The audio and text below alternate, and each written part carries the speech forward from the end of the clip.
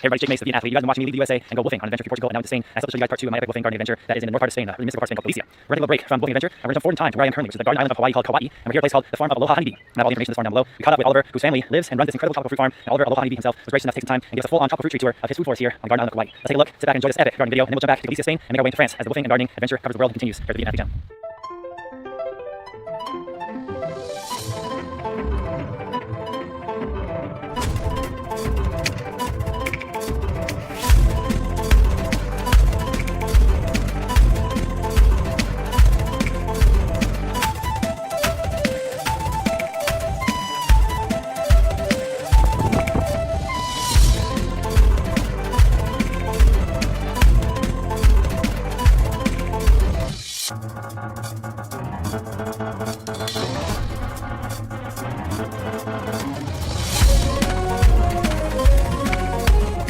Hey, Jake Mace, the Being Athlete on the garden island of Kauai. I'm here visiting a friend, Oliver with Aloha Honeybee. I hope you guys want to follow him down below. He has amazing Instagram posts and social media that shows his 9-acre food forest garden that's growing all these incredible tropical fruit trees and more here in Kauai and the Hawaiian Islands. But Oliver said we can go walk around with him and go full tour of his incredible 9-acre garden as much as we can do in one video. I'm going to go meet him right now. So hit the like button, sit back, enjoy this master garden that I think is the most breathtaking garden I've ever seen. And there are such an abundant amount of fruits and foods here. Let's get right to it. Hit the like button, comment below, subscribe, turn on notifications, hit the bell button. Let's go find Oliver and see what he's doing.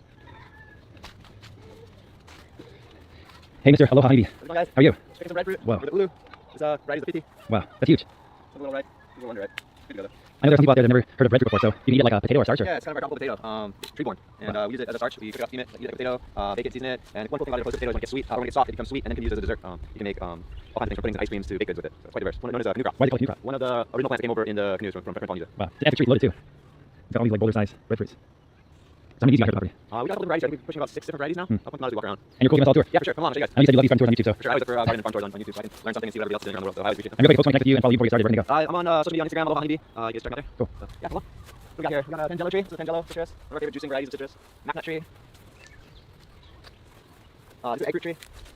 I can see some there that are green, yeah? Yeah, this is a Oh, yeah, nice. See, so that's one way to do it. Once they start getting like this out, turn a little bit more yellows, and I'll take it and let it right in the house. You just have it for folks who are newbies, like this is a juicy fruit or no? No, actually, kind of when I cut it open, I eat them at the dry stage, and they're kind of chalky and almost like a dry cake batter, or a most people call it egg fruit because most people compare it to the center of a hard-boiled egg, the yellow part of a hard-boiled egg, that kind of dry chalky consistency, but it's got a sweet flavor to it, so it's a really nice fruit. It's a great one to add to smoothies and stuff for a thickener. And it smells something back here, like, it smells really nice. Yeah, this is the ylang ylang tree, where the scent of Chanel 5 comes from. It's a great one to put downwind from your house or your bedroom because when this scent comes through in the evening or early mornings, it's quite heavenly. These are the flowers that are right here, and it just smells profusely right now. Wow.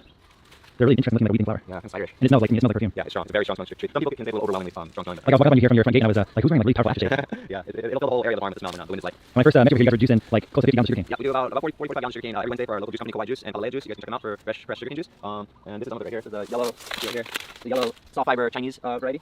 Nice. All organically grown, high mineral. So super good for you. It feels overgrown right now. I feel like it's like cleaning as a harvest, so it's like a little tougher. Yeah.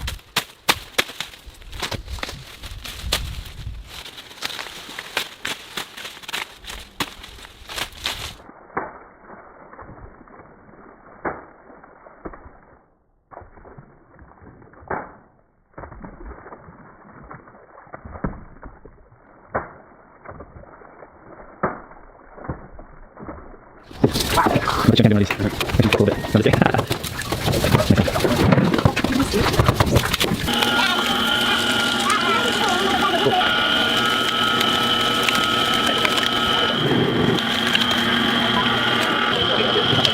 Yeah. When it's like cooked, when it's braised, braised pork, when it's the whole piece, but it pulls as you eat it. You know what I mean? That's how the pork is. It's like a piece, but as you eat it, it pulls apart like really nicely. Opposed to the rag is all chewy and like a big, like blob kind of. This is what we use the pork stuff. This is kind of lines from there.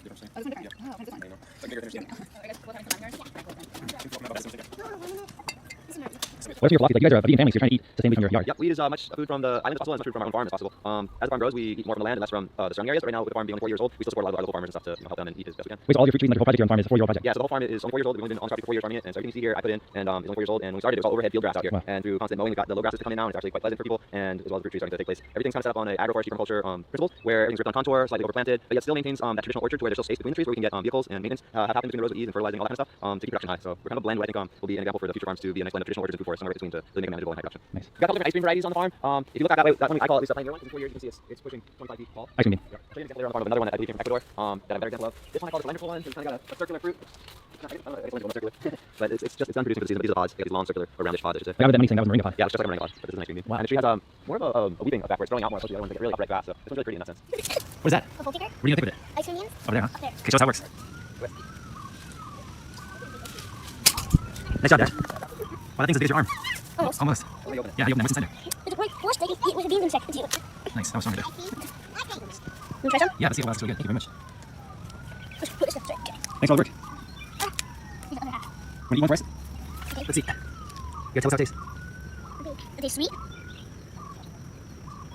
don't know what else it is. I taste something else. I don't know what kind of taste it is. Oh, Is it pineapple? no. Is it mango? It's kind of pineapple-ish. Is it banana? Like? It's a little banana-like. Just a little. And you see, kind of rough on the outside and smooth on the inside. That's really cool. And if we zoom in on the flowers, it's the flower now, right? Yeah, yeah, so little flowers, a little bit. They're similar, a little bit. There you go. Oh, that's a good example. They look like little white fireworks. Nice. This here's the Linear tree. As you guys tried the other day. It's a little bumper crop that we had. It's not its main season. And Rolinga is Cinnamona. It's like a soursop family. Yeah, it's the same family. So check out this fruit. It looks really incredible. Like a dragon's egg. It's almost like Game of Thrones over here. And it's so ripe, I'm gonna just kind of squeeze it and break it apart in my hands. I'm not gonna use a knife. On the inside, it's fluffy, almost like a cotton candy fluff. And you pull the stem out here, and it's got like a meat on it, so we eat this. This is gonna be edible. But the best part is inside here. Watch the skin. How easily the skin just peels off. And I'm gonna spend the next 20 minutes scraping all the meat off the skin. It's so good, I'm gonna use it. But look at this juicy bite right there. That's pure deliciosa. Good God. That is potentially the best fruit I've ever eaten. I'm totally gonna save seed. This is right next to the house. Yeah, so I just want to post out zone 1. Kids love them. Jake Mace loves them. This is a second cherry. It's just a seedling that I grew, and they seem to be ready when they're kind of a pink, more pink color than a deep red. Just slightly different, I guess everything is. You're brushing my hands there. Yeah, when you eat them, I pull them off and check the bottom. That little bottom spot tends to always have a little ant and little fun going on there, so you just check that and it looks good after that. Good to go. Such a unique flavor. I didn't love them at first, and then it grew on me and I absolutely love them now. It's not straight sweet, right? It's got some other. It's like like spice. yeah, spicing. I'm gonna put that one Gassy flavor almost. Yeah, we'll take a little pumpkin, flip it around. Beautiful. Is tannic a word? Maybe tannic, yeah, I'm sure it's not. It is now. It's really cute looking, but bushy trees too. Yeah, and they can be cut at edges. A lot of people grow more mentally and just like have their maintenance people pruning them regularly. And they don't get any fruit because they're always pruning, but I just showed you the diversity of the trees ability. Nice. Here's a black sapote, or chocolate pudding fruit, we call that. That's a fruit we really love too. When that's all ripe and soft, we'll take that and scoop it right into the blender and put a couple avocados into it for volume, to add volume, and just a couple dates and blend it up, and it's the best chocolate pudding you'll ever have, for sure. Can you talk about how you just planted this one when? This tree actually is not 4 years old. This tree had a mango here that its feet were staying way too wet, and I'm pretty sure it was never gonna fruit because since I owned the property, it had never flooded, and since I realized where the flood zone was, it comes right through this zone right here. And so this mango, in hindsight, was planted in the best spot. So I took it out and replaced it with this black sapote. So this thing's about in this spot. It's only been here for less than a year, but it was a good size in pot when I planted it. Nice. This here is the Malapala variety breadfruit. This variety of breadfruit stays really compact. It's a really good backyard grower. If you don't have a big backyard, this is a great variety that you can fit this in, keep it top. You can actually see some fruit in here already. Let's see. Here's the perfect ladder. Wow, you have like a whole ecosystem. Yeah, it's perfect. Climb up. See some fruit up there. Yeah. Good. What's cool about this shot is I got you with the Right yeah, the ice cream in front of you. That looks like a bigger body. That's cool. These are more the traditional ice cream. This one's called the pioneer variety. I call it pioneer variety because it's a great pioneer tree in the system. Wow. This is a green sapote right here. This is a seedling I brought back from Big Island, and it's about 5 years old. It's been in the ground for 4 and it's in the pot for 1, so that's a 5-year-old green sapote tree. Wow, that's great. Yeah, hasn't produced, hasn't flowered yet, so wait on that. We gotta come back to you update the different seasons. Yeah, for sure. That's a new variety. I think the Rory, I think we're calling that one. Of the breadfruit. Yeah. Yeah, Rory F2A. How you say it? And this is making me ask a question like, you're planting philosophy, a lot of mulch here, and somebody who's just getting started and have a baby tree like this one, versus not a year old. The tree? Yeah. Yeah, it's actually a grafted variety breadfruit. Yeah, that's probably less than a year old. And how are you planting it to make sure that it does well? So from the beginning, we've ripped the lines, amended the lines, tilled the lines, dug the holes for the plants, irrigated the lines, amended the individual holes for the trees, and then planted the trees, high compost, high mulch, and you keep that up and you'll have high production and high fertility. Nice. This right here is a bovavanga. It's a really interesting fruit. To me, it tastes like green apple paste. Wow. It's kind of a sweet tart flavor, and the fruit is like a little fruit like this, and you break it open, and inside it's kind of tasty, and it's got like that perfect little sweet tart flavor. My friend said he compares it to haw flakes. Have you had haw flakes? I think it's a Chinese candy. Okay. I don't know if you've ever seen those little, like, little round things that come in little discs. Yeah. Kind of a funny little sweet tart flavor. Cool. It tastes like that. You got sugarcane going everywhere around here. Sugarcane grows like weeds, so yeah, we stick it everywhere. Like you shake off it to me, that's like super impressive. I love seeing it. Yeah. This is a grafted variant right here. This is Citadel. This is a variety that Frankie brought in. Frankie Overwall who brought this variety. A really good variety. I know it's really, I believe it has rooted for Frankie Overwall, but I know Big Island has that fruit, and the fruit's pretty good. So. Was this tree seedling or cutting or? This is a grafted durian actually. So we're trying to get it bigger, we might see some flowers. The button durian. Button. Buttons, called the button durian variety. I don't know the true variety, but Hawaii grown durian. Nice. I don't know what the where's going with that. It's like, this is not very good. Can you look at this? This? I need a pitchfork. You got this fruit. Durian. Do you like it? Nice. That's sweet. This one, but very tasty. Yeah, it's almost like wine. Really? Yeah, good. This is running white. Oh, yeah. Like durian. How's it? It's kind of has a taste of kind of cheesy, savory. It's really what it is. It has like a little bit of a sweet snake in it. Oniony, creme brulee, yeah, oniony, yeah, the savory part. So for people that never had it before, you guys taste the onion. Why do you like this so much? It's unique. It's acquired taste. You know what I mean? Yes, sweet onion. Yeah, it's sweet, but it's got some sort of onioniness to it. It's very complex. It has a lot of flavors as you eat through it. It tastes a little bit like I feel like the top layer of the creme brulee. When you heard the caramel, a little caramelish, a little burnt caramelish. It's so soft too, like a very soft palatable fruit, but the flavor is just all over the place as far as well, used as far as the palate. It's super rich. It's really rich. Yeah, I feel like creme brulee for sure. Very tasty. You're saying that one said about the monkeys and the nursing. Lady Young, what were you saying about that? Yeah, I guess in the jungle, chimps or apes of I don't know, monkey apes, right? So they test out the durian during breastfeeding to help the brain development for the babies, and supposedly helps the babies map the jungles and fruit trees. Wow. So we got to do. This is a durian from the market. From the farmer's market. Yeah. Thanks for the narration. Where did you get this from? Maria. Maria. Who is also. That's right. We met Maria from Living Quiet for British Columbia. And this is during season over right now. Yeah. It's a really good one. Yeah, do a farmer jack. There's one. You know, you find these places that are not probably like frozen, they're always huge, so these smells really nice. Yeah, I get these guys. It's super important. They're easier to ride than less water issue inside. So if I can just take this guy out of here. Take it. I'm gonna just like put that other way. So visual. Mind explosion shot. Nice. And you just like them yoga classes like that. Post yoga. Yeah. Yes. Yoga and durian for foundation. Perfect. Nice. Yoga. How do you guys like this over here at Hawaii? From Big Island, Yeah. gotta go down through ag inspection and get sent over on the Cargo. Wow, nice. This right here is a cinnamon tree. Oh, beautiful. Yeah, this is nice. Big leaves off, make tea with them. Very good chai, homemade chai. Yeah, this is another one we're gonna smell vision. Nice, thank you. Wow, that's really intense. Yeah, big leaves out like that. They smell really good. It almost smells like gingerbread. little bit to me. That's nice. The tree looks beautiful, like a ficus or something, but Yeah, it grows fast. oh, and new growth up top. So this right here is a chupa chupa. This fruit is a grafted chupa chupa actually that I got over on the island from Frankie's. This fruit is it's really delicious. I think they call it a South American sapote as well. The fruit tastes like mangoes and melon combined, and you get a good variety. It's not quite so fibery. The less quality varieties are kind of fibrous, but this one is really juicy and really top notch from what I tasted. So I'm really excited about this tree. Chupa chupa. Chupa chupa. When you just did that movie, the sugar cane before, you're just kind of like cutting and dropping. Yeah, just take that one back to get it off of it to get it light. And the cool thing about mulching with sugar cane is that you add all kinds of sugars to the soil, which feed your microbes, which feed your plants. So sugar cane is a great mulch. That's awesome. Right here's the Theobroma bicolor, or I think they call it jaguar tree as well. Wow. You can make a white chocolate from it, which is pretty cool. That's another tree. Yeah, it's quite interesting. It's got these brown leaves. Needs a bit of wind protection, but it's doing okay right here. You know, the big leaves. The leaves are really cool. You were mentioning to me before the video for the fabric you use. Yeah, so the basic layout for the farm is 25 foot spacing between the rows and 25 foot spacing between the trees, with smaller trees planted in between the 25 foot trees on rows. And I got a 4 foot wide weed mat between each tree that helps me plant this into without any weeding around that tree, as well as it cuts down my cross mowing and stuff. So for 4 years I've been taking care of about 5 acres by myself. So any weed suppression that you can get helps a lot here in the tropics because it's year-round weed battles. Everybody knows how well things grow here in the tropics and envy it, but at the same time the weeds are things you don't want to grow just as fast. So it's a real battle in the tropics year-round. So you don't get assistance. It can break you down. Nice. You also just happy you don't have to take a chance at the weed whacker and nick the tree. Exactly. If when the weed whacker comes around, you don't have to come in close to the tree when you have this set up.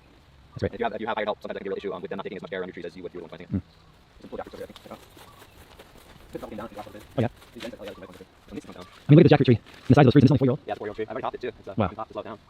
These are all right. Look back. Look at the a little bit. It's all down. These are all ready. This is my favorite variety. I kind of only let this one hang around because if we want to make use it as a vegetable and cook the greens, we'll use this one. Make tacos and stuff like that. You guys make like a fake bean meat with the Yeah, jackfruit. exactly. We'll cook them up in the green, unripe, not sweet, and use the what's called the rag of the inside, which is like the fibrous part, as well as the core. Cut it into little chunks. Cook that up and saute it up, and use it like a full pork kind of. It's really quite good. I'm looking back at the 4 year old tree. Look at the size of this one. That's epic, man. That's really impressive. Some grafted durians right there. That's a Tuakulani variety, and then it's kind of small. I don't know if you can see it, Yep. but right over there is another one that's just planted. That's a red prawn, one of our favorite varieties of jackfruit. Or sorry, durian. Right here we got a double grafted chocolate apple. Now, chocolate jack, I just had this with you, but I know a lot of gardeners won't know what that is. Yeah, so chocolate is an Artocarpus family related to durian, the breadfruit, jackfruit. It's quite similar to jackfruit, but it's always soft. It's generally sweeter, lower latex. I really love them. Yeah, Frankie said this one doesn't expect to do this sometimes, a little off-season one, so Can you so right above headquarters. And what is the this is a chocolate apple. It's a strong cultivar from Frankie's nursery on Oahu. Thank you, Frankie and Lynn, for the chocolate apple. We appreciate it. Thank you, care. Professional. At the same kind of white size as the jackfruit, yeah. But much less than the jackfruit. I see. Generally, they're sweeter and softer. Stay smaller as well. Yeah, so you eaten this before? Yes. Nice. 2 times. It's getting long. Yeah. Get warmer now. And the jack's coming for service. This one's got a super strong smell. Dad, put it right here. Okay, here's the box. You're like a robot that only their fuel is chopped up. Here's the chocolate. And durian. Yeah. Oh, let's see. Yeah. And Colby can lettuce. Let's see. Oh, wow. The second much more defined than the jackfruit. You know, like attached to the stem. Yeah, versus I'm like doing it. Yeah, yeah. They usually attach on both sides on jackfruit. That's a good thumbnail. It comes like crazy, like, oh my god, face. Like, look at the teeth. Like big teeth in this big prawn. So, you're already growing this here, and you're going to Yeah, we got a bunch of cultivars. Different cultivars in this area. Ground and a whole bunch more in the nursery. Cool. Ta-da! Nice. Nice work. Let's do the last round. Thank you. Like jackfruit flavor. We love it there. Oh, and this cultivar, and this cultivar. Right, and that's right. Whoa. It's kind of like jackfruit kind of durian had a baby, but the consistency is creamier and chewier. Think about that. Can I ask you a question? Tell us what it tastes like. Creamy, buttery, spaghetti taste. Nice. Thumbs up, thumbs down. So right here is a double graft. It's a single rootstock with 2 different cultivars grafted onto one variety. This is a CH30, and this is a hybrid called Surgadane. I'm not sure how this is going to work out because as you can see here, the true chocolate is having a hard time keeping up with the hybrid. The hybrid's just going to have more vigor naturally. So I'm trying to trim it out, but see the race is on. Mangoes, all kinds of mangoes, different mango varieties, all this whole row, all different mango varieties. Right now it's like almost Thanksgiving time, November. What time of year is the mango time? There's summertime. It's early to late summer crop, depending on the varieties you have. These trees look really nice though. Yeah, this year we didn't have a great season. We had way too much rain this summer. These 2 trees are looking good. They need to be pruned heavily right now. I've been coming down the road pruning and time. These couple last couple yet. You can see up here another example of the way I want them to look pruned up. Cool. There's another chocolate variety, that's CH26 variety. Chocolate is an orange flesh one. It's a really strong smell. It's really good, I think. CH26 sounds delicious. CH26. Jackfruit. How about like a irrigation system for here in Kauai? You're kind of like on the North Island? I'm on the north shore of Kauai in Kilauea. Right where I'm at specifically, I average about 55 inches of rain a year. Wow. Which is kind of right in the middle of dry and wet for the island. But a mile away, they can average 150 inches, and you know, I don't know what west side gets, they far less than us, the dry side of the island. But yeah, so I'm trying to grow everything from durians and mangoes, you know, so I'm right in that middle ground. But yeah, we are hard pipe irrigated with upright risers for control. That way we can have water when we want it if we need it, especially when you first install it. It's kind of critical, and we can shut it off and control it when we don't want anyone to stress the trees to do flowering. One of those risers right there. Right here we got a Glare Stadia tree that's for chop and drop. It's planted next to some of the trees that will feed with the cuttings of the tree. And we have a dragon fruit variety from Foxy John on Instagram. Thank you, Jason, for the cutting. With a blue grape planted underneath it. So you can see right here we're really trying to stack the functions and fit in as much things as we can in one space. That's a great use of that space. Yeah, I follow Fox John on Instagram too. He's got a lot of dragon fruit posts. Yeah, big ups to Jason. He's doing great things out there. So you can see here some examples of some mango trees that are just pruned. This is how they should look when I'm done with them, so they're not so dense. They got a lot more airflow, drop canopy down and in. You can hold it center a little All about the center so you get light and airflow through the center. Helps cut down on disease and also can help with flowering on the inners of the tree where you generally don't get fruit. So yeah, mangoes are one of those things here in the tropics that you don't prune it, it's going to grow sky high and it's going to grow timber for you before it grows fruit. So you really got to force mangoes to grow fruit for you if you want fruit. It's one thing I see happen all the time here. People plant the trees, set it, forget it, and then, you know, a bunch of years it's sky high and they can't get the fruit. So yeah, stay on your mangoes, keep them low. The acai palm right here. No way. Yeah. That's cool. Just got these planted to kind of get out into the upper canopy and create a little windbreak, not taking up too much room. Everyone's had the acai bowls Acai palm, nowadays. this is the acai palm. It'll grow out a big cluster of flowers and the seeds, and the flesh around the seeds is the part that you're eating when you get that rosin bowl. Wow. You can also take out, when you get bigger, you can take out the lead palm and cut open and dissect for the inside, get the heart out, and use it as part of the palm. It's a really good one for heart palm, and it's a sustainable harvest because it's a perpetual palm.